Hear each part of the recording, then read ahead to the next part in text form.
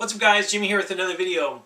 So, over here, for those of you guys that have seen my past videos, I usually have games here. You know, I've got a few games holding up these ends right here. I've got Oblivion, Fallout 3, Fallout New Vegas. So the games for these rows, they're in front of me right now, and I want to talk about these games. These games that I'm going to be talking about today are from Japanese developers, and I want to pose the question to you guys. If you think Microsoft is going to support the Xbox 720 or whatever the next Xbox console is going to be called, let's call it the Xbox 720 for now. Do you think Microsoft is going to support the Xbox 720 in Japan the way that they supported the Xbox 360 in Japan? I'm going to go over all of this. But before I do, I just wanted to thank all of my subscribers, all of my viewers. Thank you so much. Just tell you guys what's been going on. For the past couple years, I've been going to school. I've got a full-time job, I have a family, but past couple years, I've been going to school for my master's in business administration. And honestly, it's been a very stressful time, you know, worrying about papers, plowing through research, PowerPoint presentations that I had to get together, you know, going to work, going to school, with my family. I love spending time with my family. But being able to make videos for you guys has been so much fun, and it has really been a real stress reducer in my life. So I am pleased to say, after years of going to school, you know, I wasn't even planning on getting my master's. At the end of my bachelor's, I'm like, I can't believe I'm going to be having a bachelor's. I didn't have any plans for that. But at the end of getting my my bachelor's in business management, my wife, you know, really encouraged me to continue on with my schooling, and quite honestly, I did not want to do that at all. I said, please, I'm done, you know. But when I went to go for my MBA, it was pretty funny because, you know, it was a couple years ago, my wife and I were talking. We're really excited because we were like, you know, by the time I'm done with my MBA, the economy will be better. But anyway, I'm hoping it will get better in the near future. I have an MBA now, and I've applied for hundreds of jobs. And out of those hundreds of jobs that I've applied for, I've only had one solid interview. So I'm just going to keep plugging away and keep a smile on my face. I am really grateful, though, that I do have a master's, and I'm at a job that I've been at for over 10 years. That it's a great job. I'm really grateful for it. Hopefully in the near future I'll be able to find a better opportunity for my family. But I wanted to thank you guys so much through this time of going to school, going to work, you know, a real stressful time, being able to make videos for you, talk about gaming, which I love doing. If you haven't been able to tell by now, it really is my passion. And I just wanted to thank you guys so much for your support. And I really hope you've been able to enjoy the videos that I've been able to upload for you guys. It's a lot of fun. So anyway, on with the video. So when the Xbox 360 was going to be released internationally, Capcom made the announcement that they were going to support the 360 console. Now, let me just point out first of all, why I'm talking about Capcom first. You know, that's not to say that the original Xbox did not have Japanese developers that worked on the original Xbox, because there was. You know, you've got Team Ninja released the Ninja Gaiden games like Ninja Gaiden Black for the original Xbox. The Dead or Alive games for a while you could only find on an Xbox console. Shenmue 2 is also made available on the Dreamcast, but in terms of those of us in the States, the only way we were able to get it, the English version, was through the original Xbox. And of course, there are sweet gems on the original Xbox like Capcom vs. SNK 2, which I believe, out of the three versions, the GameCube, the PS2, and the Xbox, I believe the Xbox version was the only version you could go online with. But phenomenal fighting game. But with the original Xbox, it failed horribly in Japan. And so Microsoft knew, they're like, you know what, we need to do something different to get the gamers' attention in Japan, show them that we're serious, because the PS2 had solid titles, specifically solid JRPGs. Kind of give you guys an example. You got the Grande games for the PS2. You've got Rogue Galaxy, classic. You've got the Final Fantasy games like Final Fantasy X. And then, of course, you've got amazing classics like Dark Cloud 2. So Microsoft's like, we need to have a lot more support, a lot better support than we had with the original Xbox from Japanese developers. And I'm going to talk about this on how I think they really did an incredible job in getting support and really bringing quality titles, not just to Japan, but a lot of games that I'm interested in. But back to Capcom, when the Xbox 360 was going to be released, Capcom made the announcement, we're going to support the Xbox 360. And the first couple titles that they brought to the Xbox 360, to be honest, thinking back at it now, I really think that Capcom made a little bit of a gamble, a little bit of a risk by releasing. At the time, these were exclusives. And so, but by doing this, it really paid off for them. We have here Dead Rising. Of course, there now is a version for the Wii, but Dead Rising was actually a huge hit.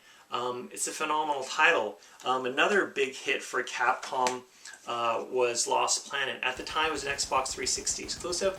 Now, of course, you do have the original Lost Planet that was brought to the PS3. This one sold really well. But Capcom continued with their support for the Xbox 360. The Devil May Cry games were always on the PlayStation platform, but Devil May Cry 4 was released for the Xbox 360.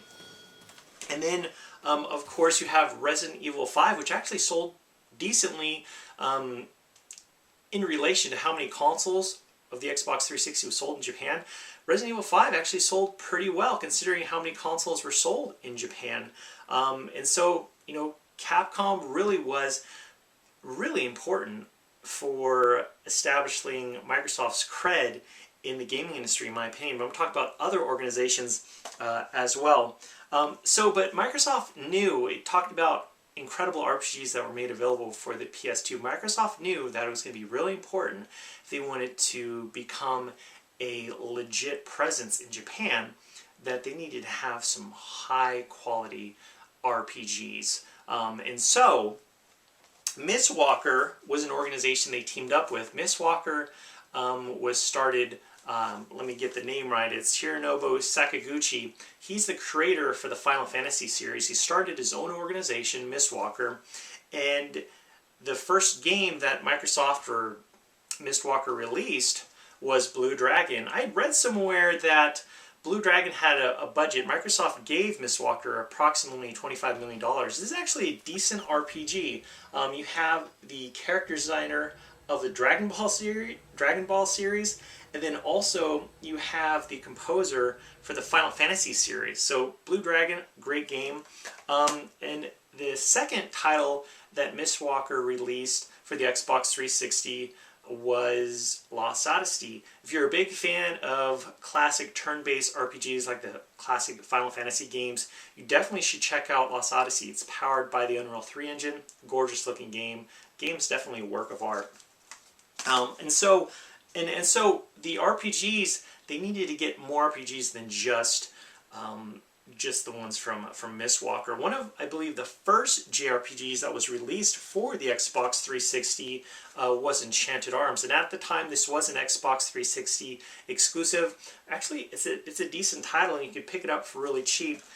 They also, Microsoft also made in contact with a really influential developer, and this developer was able to produce 99 Nights. I know this is the type of game, there's a lot of people that love it, a lot of people that hate it. I enjoyed it. It definitely has its flaws, but I thought it was good for what it was.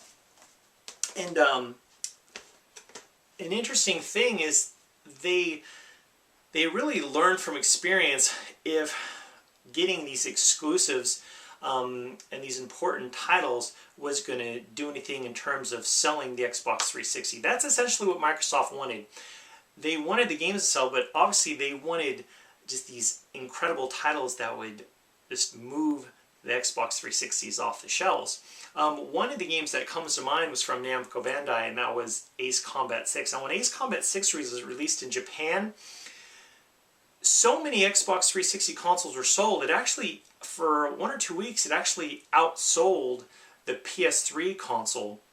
And that never happened. You know, the PS3 always stomped the Xbox 360 in terms of console sales, but Ace Combat was a true winner. And Namco Bandai continued to offer incredible support for the Xbox 360 console. One of the exclusives is Beautiful Katamari, a really interesting game. Of course, the Katamari games were also made available for the PS2, but this one, Beautiful Katamari, was an Xbox 360 exclusive.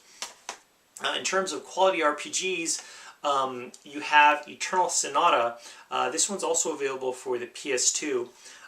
And then you have my personal favorite, Tales of Vesperia. Now, the interesting thing about Tales of Vesperia is that this game is also made available for the PS3, but only in Japan. Apparently Microsoft has some type of contract with Namco Bandai that any type of Tales of Vesperia that's released outside of Japan has to be exclusively for the Xbox 360. So, just an incredible game. I love Tales of Vesperia. I need to definitely do another playthrough in the near future for this. Also, an interesting thing is that there's a lot of great games for the Xbox 360, and Microsoft knew, though, that the Japanese game market is just such a huge market, and that there's going to be games that might not ever get to Europe or to America or other countries and regions, and that were mainly for the Japanese market. And so there's a lot of games in Japan for the Xbox 360 that'll probably never see the light of day here in the States, and so it's really interesting.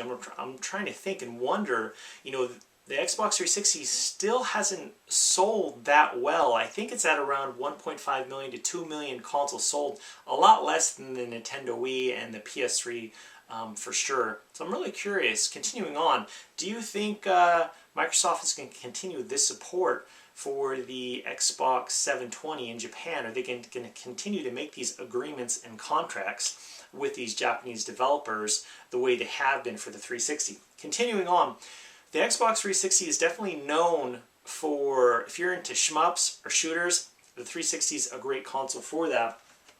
And games like Wartech and Raiden 4, which is phenomenal, and Death Smiles. Death Smiles 2 is actually available on Xbox Live right now, but Microsoft was able to get a lot of support or agreements with Cave, because there's just a lot of other great shooters available for the 360. Some of them are exclusive that you can only get right now in Japan.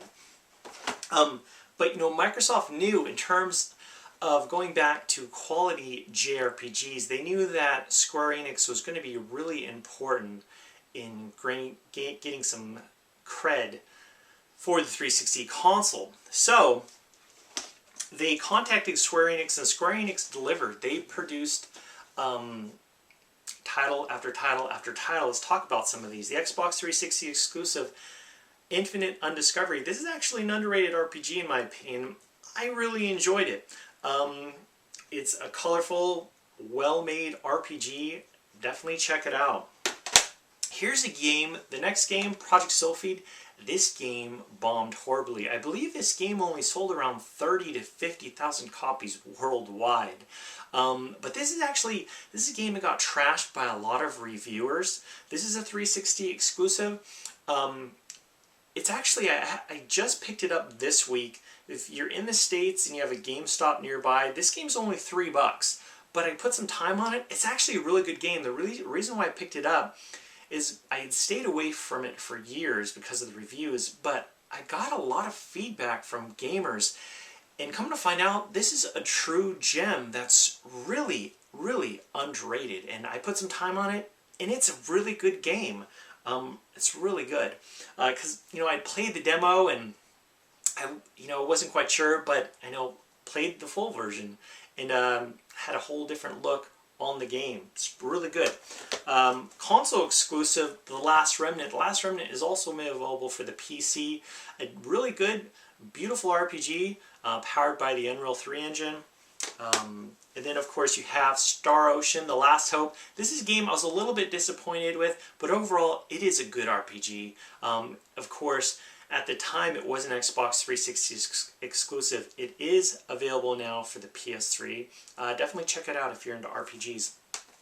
Ultimately, Microsoft wanted the Final Fantasy brand to be put on the 360 console. Of course, you have Final Fantasy 11 online, but they wanted a single player, the one that they wanted the one like Final Fantasy 9, Final Fantasy 10, Final Fantasy 12. So Final Fantasy 13, this is the PS3 version, of course, but when Final Fantasy 13, when the announcement was made that it was coming for the Xbox 360, it was a big deal. It was a huge deal. When I had the chance to go to the Microsoft press briefing the following year that announcement was made, they showed a demo for it. I'm like, I still couldn't believe, it had been a year after I went to the 2009 Microsoft press briefing. It had been like, I think around a year when the announcement was made that Final Fantasy 13 was coming to the 360, and they showed a demo at the 09 Microsoft press briefing, and I still couldn't believe that Final Fantasy was coming to an Xbox console, which and actually Final Fantasy 13 for the 360 is sold really well. People thought, oh, it's just a first-person shooter console, but it proved to be so much more than that. There's also a ton of great fighting games made available for the 360. Of course, you have Street Fighter 4, one of my favorites. Love Street Fighter 4. You've got Soul Calibur 4. Now, Soul Calibur 2 is also made available for the original Xbox and the PS2 and GameCube, but Soul Calibur 4, great fighting game. Let's see here, what else? Marvel vs. Capcom 3. Guilty Gear 2, an okay game. I prefer the old style of Guilty Gear games. Blaze Blue, incredible game with a beautiful art style. I believe the first time a Tekken game was made available for an Xbox console, Tekken 6. Virtua Fighter 5 Online. The interesting thing about Virtua Fighter 5 Online was that Virtua Fighter 5 was first made available for the PS3, but it did not have online compatibility, or you couldn't do online multiplayer, but with a 360 version you could. This is a great fighter. Another game that's also for the 360 but it's phenomenal, King of Fighters 13. Love King of Fighters. Battle Fantasia, a little known fighter, but it's fantastic, also for the PS3. And then exclusive, Dead or Alive 4. An interesting thing is, occasionally there's preference to the PS3, Xbox 360, and occasionally that can really push how well a game can be sold. When, I talked about how Sega gave their support for the original Xbox console with Shenmue 2, and of course there was Phantasy Star Universe for the 360. But when Bayonetta was released in Japan, the interesting thing was it sold really well on the PS3, but reviewers were actually giving this game, the Xbox 360 version, they were giving it a perfect score. And so I remember reading an article on how the 360 version of Bayonetta actually was selling out at a lot of stores in Japan. So I'm sure Microsoft was really happy about that. So all these games I talked about from Japanese developers, like I said, the original Xbox did have Japanese developers and support in Japan. But like I said, the PS2 totally stomped the original Xbox in Japan, and Microsoft really wanted to make sure that they reached out and pushed hard for Japanese support, Japanese developers and organizations. And I think they've done a really good job. Unfortunately, to get to the whole point is, unfortunately, the 360 has really struggled in terms of console sales in Japan. Japan is one of the largest gaming markets in the world. But I posed to you guys the question: do you think Microsoft is going to sell the Xbox 720 and support it the way they've supported the Xbox 360? Do you think the Xbox 720, what does Microsoft need to do? Are they always going to be doomed by selling in Japan? The reason why I bring this up is because some of my favorite games for the 360 and of course for the PS3 are from Japanese developers. Is Microsoft going to continue to invest and spend resources to organizations similar to the situation with Mistwalker, with Blue Dragon and Lost Odyssey? I sure hope so. I really, really hope so, because these games that I showed, they're gems, and I love them, and I want Microsoft to continue to support Japanese developers the way they have this generation, because in my opinion, I think they've done an incredible job. Had they been able to sell tens of millions of consoles in Japan? No, but some of these games have actually sold really well outside of Japan, so I think it's really smart for Microsoft to continue their investment in the Japanese developers the way they have this generation. But anyway, guys, definitely let me know your thoughts, because the Xbox 720, believe it or not, is going to be here before you know it. But anyway, guys, thank you so much for watching, and if you enjoyed this video, please give it a thumbs up. I'll talk to you later.